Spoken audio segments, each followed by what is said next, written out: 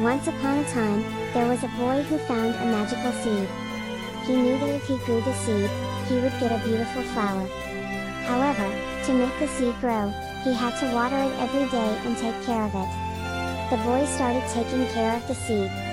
He watered it every day and waited for it to start growing. But a week passed, and the seed didn't grow.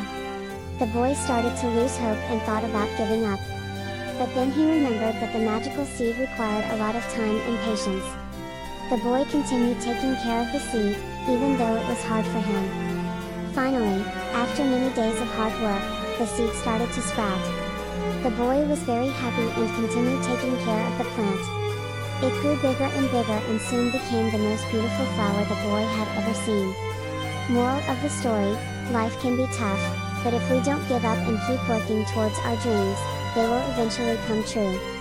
Conclusion: never give up, even when it seems like all your efforts are in vain. The most important thing is to keep working towards your goals, be patient, and never lose hope.